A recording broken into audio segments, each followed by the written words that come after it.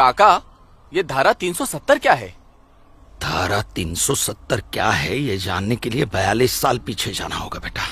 अंग्रेजों ने to nation theory के तहत हिंदुस्तान के दो टुकड़े कर दिए, एक हिंदुस्तान और पाकिस्तान। पाकिस्तान की बहुत इच्छा थी कि जम्मू कश्मीर का विलीनीकरण पाकिस्तान में हो जाए, और राजा हरि सिंह चाहते थे कि कश्मीर एक स्वतंत्र देश रहे। वो न हिंदुस्तान में विलीन होना चाहते थे न पाकिस्तान में, और तब पाकिस्तान ने खूनी खेल खेला। अक्टूबर 1947 में पठानी कबायलियों को जम्मू कश्मीर के खिलाफ उकसाया, कश्मीरी पंडितों का कत्लेआम करवाया। ऐसे हालात देखकर राजा हरि सिंह ने घबराकर नेहरू जी से कहा, कृपा करके आप कश्मीर को बचा लीजिए।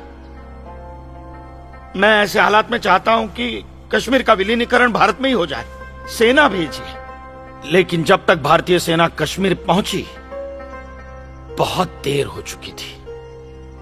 न जाने कितने कश्मीरी पंडितों का कत्लेआम हो चुका था। कश्मीर का 1/3 हिस्सा पठानी कबायलियों ने अपने कब्जे में कर लिया था। लेकिन अपनी इस नीच हरकत के बाद भी पाकिस्तान बाज नहीं आया। पठानी कबायलियों और भारतीय सेना के बीच युद्ध जारी रखा पाकिस्तान ने।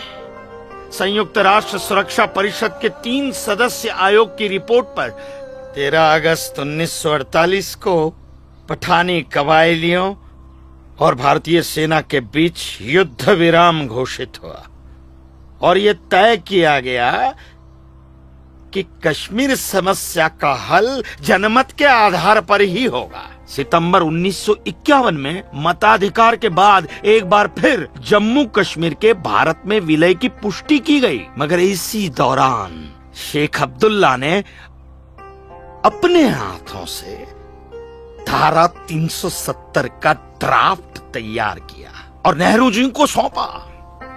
सरदार पटेल और आम्बेडकर साहब की मर्जी के खिलाफ 1952 में नेहरू जी ने इसे लागू भी कर दिया।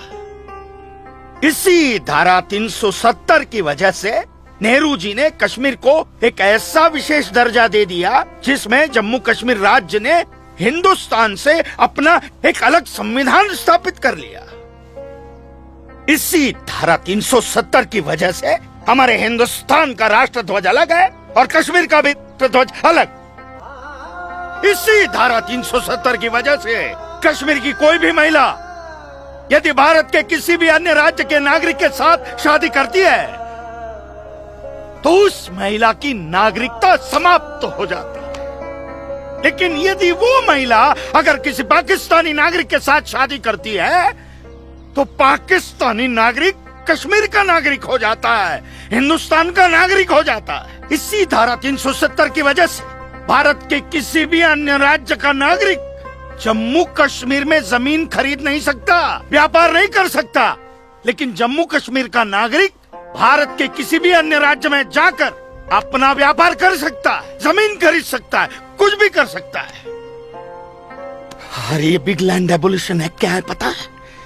यदि जम्मू कश्मीर का कोई भी मुसलमान जमीन ठेके पर लेकर खेती करता है तो कश्मीर की सरकार उस हिंदू को बिना मुआवजा दिए वो जमीन जबरन उस मुसलमान को दे सकती है। ये है बिग लैंड एबोल्यूशन एक्ट, ये है धारा 370-35 से, और इसी का नतीजा है ये गिरधारी जी का फैसला।